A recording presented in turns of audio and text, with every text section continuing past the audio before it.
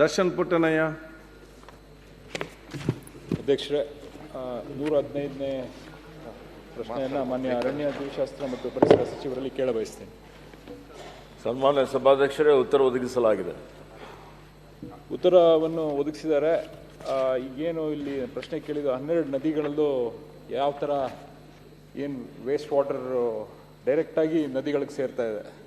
ಈಗ ನಮ್ಮ ಉದಾಹರಣೆ ಕೊಡಬೇಕು ಅಂದರೆ ಪಾಂಡವಪುರದಲ್ಲಿ ಕಾವೇರಿ ನೀರಿಗೆ ಈಗೇನು ಡೈರೆಕ್ಟಾಗಿ ಬೆಂಗಳೂರಿಗೆ ಬರೋಂಥ ನೀರು ಕಲುಷಿತವಾಗಿ ಬೆಂಗಳೂರಿಗೆ ಬರ್ತಾ ಇದೆ. ಅದನ್ನು ಟ್ರೀಟ್ಮೆಂಟ್ ಮಾಡಿ ನದಿಗಳಿಗೆ ಬಿಡೋ ನಿಟ್ಟಿನಲ್ಲಿ ನಾವು ಕ್ರಮ ವಹಿಸಬೇಕು ಅಂತ ನಾನು ಕೇಳ್ಕೊಳ್ತೀನಿ. ಸುಧಾರಿತ ತ್ಯಾಜ್ಯ ನೀರಾವರಿ ಸಂಸ್ಕರಣೆ ಮಾಡೋಕ್ಕೆ ಅತಿ ಹೆಚ್ಚು ಗಮನ ಹರಿಸಬೇಕು ಮತ್ತು ಅದಕ್ಕೆ ಹೂಡಿಕೆ ಏನಿದೆ ಅದನ್ನು ದಯವಿಟ್ಟು ಕೊಡಬೇಕು. ಏಕೆಂದರೆ 12 ನದಿಗಳೇನಿದೆ ಅದಕ್ಕೆ ಪ್ರಮುಖ ನಮ್ಮ ರಾಜ್ಯದ ಎಲ್ಲ ಕಡೆ ಹರಿತಾ ಇರೋದ್ರಿಂದ ಮತ್ತು ಹಸಿರು ಕೃಷಿಗೆ ಅತಿ ಹೆಚ್ಚು ಒತ್ತು ಕೊಡಬೇಕು. ಮತ್ತು ಅದನ್ನು ನೀವು ಮಾಡಿ ಅದಕ್ಕಿಂತ ಜಾಸ್ತಿ ಕಾರ್ಪೊರೇಟ್ ಹೊಣೆಗಾರಿಕೆ ಅಂದರೆ ಕಾರ್ಪೊರೇಟ್ ಕಂಪ್ನಿಗಳು ಏನಿದೆ ಅದರಿಂದ ಬರ್ತಿರೋಂಥ ತ್ಯಾಜ್ಯ ಅವರೇ ವಾಟರ್ನ ಟ್ರೀಟ್ಮೆಂಟ್ ಮಾಡಿ ಆಮೇಲೆ ಬಿಡೋಂಥದ್ದನ್ನು ಕಾರ್ಯರೂಪಕ್ಕೆ ತರಬೇಕು ಅಂತ ನಿಮ್ಮ ಮೂಲಕ ಕೇಳಕ್ಕೆ ಇಷ್ಟಪಡ್ತೀನಿ. ಸನ್ಮಾನ್ಯ ಸಭಾಧ್ಯಕ್ಷರೇ, 12 ನದಿಗಳಲ್ಲಿ ಗೃಹ ತ್ಯಾಜ್ಯ ನೀರು ಸಂಸ್ಕರಣೆ ಆಗದೆ ಆ ನದಿ ನೀರಲ್ಲಿ ಸೇರ್ಪಡೆ ಆಗ್ತಾ ಇದೆ. ಹೀಗಾಗಿ ನದಿಗಳು ಮಲಿನ ಆಗ್ತಾ ಇದ್ದಾವೆ. ಕೈಗಾರಿಕೆಗಳ ತ್ಯಾಜ್ಯನೂ ನದಿಗಳಲ್ಲಿ ಬಿಡಲಾಗ್ತಾ ಇದೆ ಅನ್ನುವಂಥದ್ದು ದೂರುಗಳ ಆಧಾರದ ಮೇಲೆ ಇವತ್ತು ತಪಾಸಣೆಯೂ ಆಗಿದೆ. ಅದರಲ್ಲಿ ವಿಶೇಷವಾಗಿ ಗೃಹ ತ್ಯಾಜ್ಯ ಏನು ಬಿಡಲಾಗ್ತಾ ಇದೆ, ಸುಮಾರು 30 ಸ್ಥಳೀಯ ಸಂಸ್ಥೆಗಳು ಅಲ್ಲಿ ಬರ್ತವೆ ಆ ಭಾಗದಲ್ಲಿ. ಈ 12 ನದಿಗಳನ್ನು ಸೇರಿಸಿಕೊಂಡು ಈ 12 ನದಿಗಳು ಇವತ್ತು ನಮ್ಮ ಕರ್ನಾಟಕ ರಾಜ್ಯದಲ್ಲಿ ಅರ್ಕಾವತಿ, ಲಕ್ಷ್ಮಣ ತೀರ್ಥ, ತುಂಗಭದ್ರಾ, ಭದ್ರಾ, ತುಂಗಾ, ಕಾವೇರಿ, ಕಬಿನಿ, ಕಾಗಿನ, ಕೃಷ್ಣ, ಶಿಂಷಾ, ಭೀಮಾ, ನೇತ್ರಾವತಿ ಈ ಎಲ್ಲ ಕಡೆ P1, P2, P3, P4, P5 ಎಲ್ಲ ತಪಾಸಣೆ ಆಗಿದೆ. ಈ ತಪಾಸಣೆ ಆಗಿದ ಮೇಲೆ 30 ಸ್ಥಳೀಯ ಸಂಸ್ಥೆಗಳೇನು ಬರ್ತವೆ, 30 ಸ್ಥಳೀಯ ಸಂಸ್ಥೆಗಳು ಸೇರಿಕೊಂಡು ಸುಮಾರು 814 MLD million litre per day ತ್ಯಾಜ್ಯ ಉತ್ಪತ್ತಿ ಆಗ್ತದೆ. ಆ 800 ಗೃಹ ತ್ಯಾಜ್ಯ ನೀರು ಉತ್ಪತ್ತಿ ಆಗ್ತಾ ಇರ್ತಕ್ಕಂಥದ್ದು. 817 MLDಗೆ ನಮ್ಮಲ್ಲಿ ಸಿವೇಜ್ ಟ್ರೀಟ್ಮೆಂಟ್ ಪ್ಲ್ಯಾಂಟ್ ಏನಿದೆ, ತ್ಯಾಜ್ಯ ಸಂಸ್ಕರಣಾ ಘಟಕಗಳು ಸುಮಾರು ನಮ್ಮಲ್ಲಿ 614 MLD ಟ್ರೀಟ್ ಮಾಡಲಿಕ್ಕೆ ತ್ಯಾಜ್ಯ ಶುದ್ಧೀಕರಣ ಘಟಕಗಳು ಇದ್ದಾವೆ. ಬಾಕಿದೇನೆ ಸುಮಾರು 203 MLDಗೆ ಇನ್ನೂ ಶುದ್ಧೀಕರಣ ಘಟಕಗಳು ಅಲ್ಲಿ ತಯಾರಾಗಿಲ್ಲ. ಇದಕ್ಕಾಗಿ ಈಗಾಗಲೇ NGT ಸಹಿತ ಅದನ್ನು ನಿಯಮಿತವಾಗಿ ಮಾನಿಟರ್ ಮಾಡ್ತಾ ಇದೆ. ಮತ್ತು ರಾಜ್ಯ ಮಾಲಿನ್ಯ ನಿಯಂತ್ರಣ ಮಂಡಳಿ ವತಿಯಿಂದ ಸ್ಥಳೀಯ ಸಂಸ್ಥೆಯವರು ಸಹಿತ ಇವತ್ತು ಆನ್ಲೈನ್ ಮಾನಿಟರಿಂಗ್ ಸಿಸ್ಟಮ್ ಮುಖಾಂತರ ಆ ನೀರು ಕುಡಿಯಲು ಯೋಗ್ಯ ಇದೆ ಇಲ್ಲ ಅನ್ನುವಂಥದ್ರ ಬಗ್ಗೆ ತಪಾಸಣೆ ನಿಯಮಿತವಾಗಿ ಮಾಡ್ತಾ ಇದ್ದಾರೆ. ಹೀಗಾಗಿ ಯಾವ್ಯಾವ ಸ್ಥಳೀಯ ಸಂಸ್ಥೆಗಳು ಈಗಾಗಲೇ ಇವತ್ತು ಇವು ತ್ಯಾಜ್ಯ ಸಂಸ್ಕರಣಾ ಘಟಕಗಳನ್ನು ಮಾಡಿಲ್ಲ ಅಂತ 11 ಸ್ಥಳೀಯ ಸಂಸ್ಥೆಗಳ ಮೇಲೆ ಕ್ರಿಮಿನಲ್ ಮೊಕದ್ದಮೆ ಪ್ರಕರಣಗಳು ದಾಖಲಾಗಿದ್ದಾವೆ, ವಿವಿಧ ನ್ಯಾಯಾಲಯಗಳಲ್ಲಿ ದಾಖಲಾಗಿದ್ದಾವೆ. ಈಗಾಗಲೇ BWSSBದಿಂದ, KUWSSB ವತಿಯಿಂದ, QIDFC ವತಿಯಿಂದ ಸುಮಾರು 19 ತ್ಯಾಜ್ಯ ಶುದ್ಧೀಕರಣ ನೀರು ಶುದ್ಧೀಕರಣ ಘಟಕಗಳು ನಿರ್ಮಾಣ ಆಗ್ತಾ ಇದೆ. ಮತ್ತು 248 MLDಗೆ ಇದನ್ನು ಇವತ್ತು ಮಾಡುವಂಥದ್ದು ಅದು ಪ್ರೋಗ್ರೆಸ್ಸಲ್ಲಿ ಇದೆ. ಹೀಗಾಗಿ ಅದಕ್ಕೆ ಸ್ವಲ್ಪ ಸಮಯ ಹಿಡಿತದೆ. ಹೀಗಾಗಿ ಇದೆಲ್ಲವನ್ನೂ ಸರಿಪಡಿಸಿ ಇವತ್ತೆಲ್ಲ ನದಿಗಳು ಇವತ್ತು ಕ್ಲೀನ್ ವಾಟರ್ ಇರುವಂಥ ರೀತಿಯಲ್ಲಿ ನೋಡಿಕೊಳ್ಳಲಿಕ್ಕೆ ಎಲ್ಲ ರೀತಿಯ ಸಿದ್ಧತೆಗಳು ಮಾಡಲಾಗಿದೆ ಅನ್ನುವಂಥ ಮಾತನ್ನು ಹೇಳಲಿಕ್ಕೆ ಬಯಸ್ತೇನೆ. ಎಲ್ಲಿ ನೀವು ಹೇಳ್ದಂಗೆ 11 ಘಟಕಗಳು ಮಾಡಿಲ್ಲ, ಅದಕ್ಕೆ ದಯವಿಟ್ಟು ಆದಷ್ಟು ಬೇಗ ಮಾಡೋಕ್ಕೆ ಸೂಚನೆ ಕೊಡಿ. ಅದ್ರ ಜೊತೆಗೆ ಕಾರ್ಪೊರೇಟ್ ಹೊಣೆಗಾರಿಕೆಯನ್ನು ಜಾಸ್ತಿ ಮಾಡಿ ಅಂತ ನಿಮ್ಮಲ್ಲಿ ಕೇಳ್ಕೊಳ್ತೀನಿ. ನಮಸ್ಕಾರ. ಪ್ರಕಾಶ್ ಕೋಲಿವಾಡ್. ಚುಕ್ಕೆ ಗುರುತಿನ ಪ್ರಶ್ನೆ 1983 ಆರೋಗ್ಯ ಮಂತ್ರಿಗಳನ್ನು ಕೇಳಬಯಸ್ತೇನೆ. ಉತ್ತರ ಒದಗಿಸಲಾಗಿದೆ. ಸನ್ಮಾನ್ಯ ಅಧ್ಯಕ್ಷರೇ, ನನ್ನ ಕ್ಷೇತ್ರ ರಾಣೆಬೆನ್ನೂರು ತಾಲೂಕು ಹಾವೇರಿ ಜಿಲ್ಲೆಯಲ್ಲೇ ಅತಿ ದೊಡ್ಡ ತಾಲೂಕು, ದೊಡ್ಡ ನಗರ. ಅತಿ ಹೆಚ್ಚು 4 ಲಕ್ಷ ಜನಸಂಖ್ಯೆ ಇರತಕ್ಕಂಥ ಈ ತಾಲೂಕಿಗೆ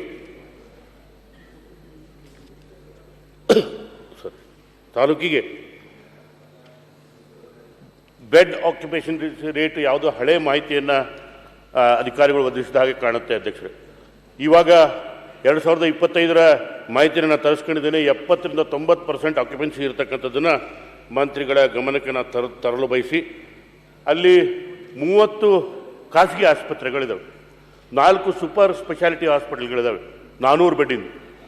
ಒಟ್ಟು 900 ಬೆಡ್ ಇದ್ದರೂ ಕೂಡ ಪ್ರೈವೇಟ್ ಹಾಸ್ಪಿಟ್ಲಿಗೆ BPL ಕಾರ್ಡ್ ಹೋಲ್ಡರ್ಸ್ ಆಗಲಿ ಬಡವರಾಗಲಿ ಹೋಗ್ಲಿಕ್ಕೆ ಆಗಲಿಕ್ಕಿಲ್ಲ. ಆದ್ದರಿಂದ ನಮ್ಮ ರಾಣೆಬೆನ್ನೂರು ತಾಲೂಕಿಗೆ ಜಿಲ್ಲಾ ಆಸ್ಪತ್ರೆ ಕೊಡ್ತಕ್ಕಂಥದ್ದು ಯಾಕೆ ಬಹಳ ಮುಖ್ಯ ಅಂತಂದರೆ, ಅಲ್ಲಿಂದು ಧಾರ್ಮಿಕ ಕೇಂದ್ರಗಳು ಇದ್ದಾವೆ. ಮೈಲಾರ ಇದೆ, ಉಕ್ಕಡಗಾತ್ರಿ ಇದೆ, ದೇವರಗುಡ್ಡ ಇದೆ, ಚೌಡದಾನ್ಪುರ ಇದೆ. ಅನೇಕ ಪ್ರವಾಸಿಗರು ಬರ್ತಾರೆ. ಬ್ಲ್ಯಾಕ್ ಬಗ್ ಸೆಂಚುರಿ ಕೃಷ್ಣಮುಖ ಅಭಯಾರಣ್ಯ ಇರೋದ್ರಿಂದ ಮತ್ತು ಬೆಟ್ಟದ ಮಲ್ಲಪ್ಪನ ಗುಡ್ಡ ಇರೋದ್ರಿಂದ ಅನೇಕ ಪ್ರವಾಸಿಗರು ರಾಣೆಬೆನ್ನೂರು ಬಂದು ವರ್ಷಕ್ಕೆ 700 ಆಕ್ಸಿಡೆಂಟ್ ಆಗ್ತಕ್ಕಂಥದ್ದು ರಿಜಿಸ್ಟರ್ ಆಗಿದೆ ಪೊಲೀಸ್ ಸ್ಟೇಷನ್. ಆದ್ದರಿಂದ ಇಲ್ಲಿ ಜಿಲ್ಲಾ ಆಸ್ಪತ್ರೆ ಕೊಡ್ತಕ್ಕಂಥದ್ದು ಬಹಳ ಅವಶ್ಯಕತೆ ಇರುತ್ತೆ ಅಂತ ಹೇಳಿ ನಾನು ಮಂತ್ರಿಗಳಲ್ಲಿ ಕೇಳ ಬಯಸ್ತೇನೆ ಅಂತಕ್ಕಂಥ ಮಾತು ಹೇಳ್ತೀನಿ.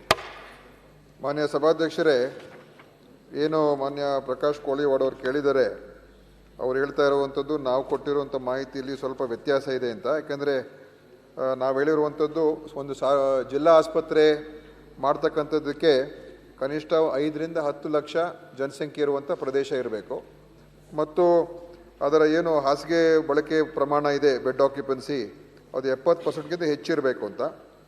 ಈಗ ನಮ್ಮಲ್ಲಿರುವಂಥ ಮಾಹಿತಿ ಪ್ರಕಾರ ಅಲ್ಲಿ 30% ಹೆಚ್ಚು ಕಡಿಮೆ ಇದೆ ಅಂತ ನಮ್ಮಲ್ಲಿರುವಂಥ ಮಾಹಿತಿ. ಅದು ಅವ್ರು ಹೇಳ್ತಾ ಇದ್ದಾರೆ. ಇತ್ತೀಚಿನ ಫಿಗರ್ಸು 70% ಇದೆ ಅಂತ. ನಾನು ಅದು ಮತ್ತೊಮ್ಮೆ ವಿಚಾರಣೆ ಮಾಡ್ತೀನಿ. ಮತ್ತು ಜನಸಂಖ್ಯೆ ಆಧಾರದ ಪ್ರಕಾರ ಹೋದರೆ ಖಂಡಿತ ಅವರಿಗೆ ಎಲಿಜಿಬಿಲಿಟಿ ಬರ್ತದೆ. ಇದನ್ನು ನೋಡಿ ಈಗಾಗಲೇ ಅವರು 130 ಹಾಸಿಗೆ ಆಸ್ಪತ್ರೆ ಇದೆ. ನಮ್ಮ ಸರ್ಕಾರದಿಂದನೂ ಕೂಡ ಎಲ್ಲೆಲ್ಲಿ ಯಾವ್ಯಾವ ಜಿಲ್ಲೆಗಳಲ್ಲಿ ವೈದ್ಯಕೀಯ ಒಂದು ಕಾಲೇಜ್ಗಳು, ಸರ್ಕಾರಿ ಮೆಡಿಕಲ್ ಕಾಲೇಜ್ಗಳು ಬಂದಿರತಕ್ಕಂಥ ಜಿಲ್ಲೆಗಳಲ್ಲಿ ಪರ್ಯಾಯವಾಗಿ ಜಿಲ್ಲಾ ಆಸ್ಪತ್ರೆಗಳನ್ನು ನಾವು ಹೊಸದಾಗಿ ನಿರ್ಮಾಣ ಮಾಡಬೇಕು ಅಂತಲೇ ನಾವು ಮಾಡ್ತಾ ಇದ್ದೇವೆ. ಕಳೆದ 2.5 ವರ್ಷದಲ್ಲಿ ನಾವು ರಾಯಚೂರಿನಲ್ಲಿರುವಂಥ ಸಿಂಧನೂರಿನಲ್ಲಿ ಜಿಲ್ಲಾ ಮಟ್ಟದ ಆಸ್ಪತ್ರೆಯನ್ನು ಮಾಡಲಿಕ್ಕೆ ಈಗಾಗಲೇ ನಾವು ಕ್ರಮ ತಗೊಂಡಿದ್ದೇವೆ. ಅಲ್ಲಿ ಕಾಮಗಾರಿ ನಡೀತಾ ಇದೆ. ಚಾಮರಾಜನಗರದಲ್ಲಿ ಅಲ್ಲಿ ಪರ್ಯಾಯವಾಗಿ ಕೊಳ್ಳೇಗಾಲದಲ್ಲಿ ಜಿಲ್ಲಾ ಆಸ್ಪತ್ರೆ ಮಾಡೋದಕ್ಕೆ ಮಾಡಿದ್ದೇವೆ. ಕೊಡಗಿನಲ್ಲಿ ಈಗ ನಾವು ವಿರಾಜಪೇಟೆಯಲ್ಲಿ ಅಲ್ಲಿ ಪ್ರತ್ಯೇಕವಾದ ಜಿಲ್ಲಾ ಮಟ್ಟದ ಆಸ್ಪತ್ರೆ ಮಾಡ್ತಾ ಇದ್ದೇವೆ. ಬೀದರ್ನಲ್ಲಿ ನಾವು ಬಸವ ಕಲ್ಯಾಣದಲ್ಲಿ ಪ್ರತ್ಯೇಕವಾದಂಥ ಜಿಲ್ಲಾ ಮಟ್ಟದ ಆಸ್ಪತ್ರೆಯನ್ನು ಮಾಡ್ತಾ ಇದ್ದೀವಿ. ಇಲ್ಲೇ ಇದ್ದಾರೆ ನಮ್ಮ ಬಸವ ಕಲ್ಯಾಣಿನ ಶಾಸಕರು. ಸೊ ಇದೇ ರೀತಿ ವಿಜಯನಗರದಲ್ಲಿ ಈಗಾಗಲೇ ಹೇಳಿದಾಗ ಹೊಸಪೇಟೆಯಲ್ಲಿ ಫೆಬ್ರವರಿ ತಿಂಗಳಲ್ಲಿ ನಾವು ಉದ್ಘಾಟನೆ ಮಾಡಲಿದ್ದೇವೆ. ಅದೇ ಥರ ಹಾವೇರಿಯಲ್ಲೂ ಕೂಡ ಹಾವೇರಿಯಲ್ಲಿ ಮೆಡಿಕಲ್ ಕಾಲೇಜ್ ಇದೆ. ಅದಕ್ಕೋಸ್ಕರ ನಮ್ಮದೇ ಆಗಿರ್ತಕ್ಕಂಥ ಜಿಲ್ಲಾ ಮಟ್ಟದ ಆಸ್ಪತ್ರೆ ಮಾಡಬೇಕು ಅಂತ ನಮ್ಮ ಗಮನದಲ್ಲಿದೆ. ಮುಂದಿನ ಆಯವ್ಯಯದಲ್ಲಿ ನಾನು ಅದನ್ನು ಪರಿಶೀಲನೆ ಮಾಡಿ ಮುಖ್ಯಮಂತ್ರಿ ಜೊತೆ ಮಾತನಾಡಿ ಇಲ್ಲಿ ಆ ಜಿಲ್ಲೆಯಲ್ಲಿ ಯಾವುದು ಸೂಕ್ತ ಸ್ಥಳ ಎಲ್ಲಿ ಮಾಡೋದಕ್ಕೆ ಅವಕಾಶ ಇದೆ ಮತ್ತು ಆರ್ಥಿಕ ಎಲ್ಲ ಲಭ್ಯತೆಗಳು ನೋಡಿಕೊಂಡು, ಹಣಕಾಸು ಲಭ್ಯತೆ ನೋಡಿಕೊಂಡು ಅದನ್ನು ನಾನು ಪರಿಶೀಲನೆ ಮಾಡ್ತೀನಿ. ಖಂಡಿತ ಎಲ್ಲ ಜಿಲ್ಲೆಗಳಲ್ಲೂ ಕೂಡ ಪರ್ಯಾಯವಾದಂಥ ಆಸ್ಪತ್ರೆಗಳು ಆಗಬೇಕು.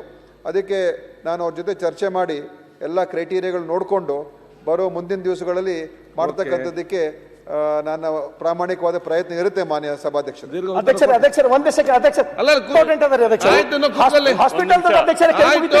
ಪ್ರಕಾಶ್ ಒಂದು ನಿಮಿಷ ನಿಲ್ಲಪ್ಪ. ಶರಣ್ ಪ್ರಕಾಶ್ ಕೋಳಿವಾಡ್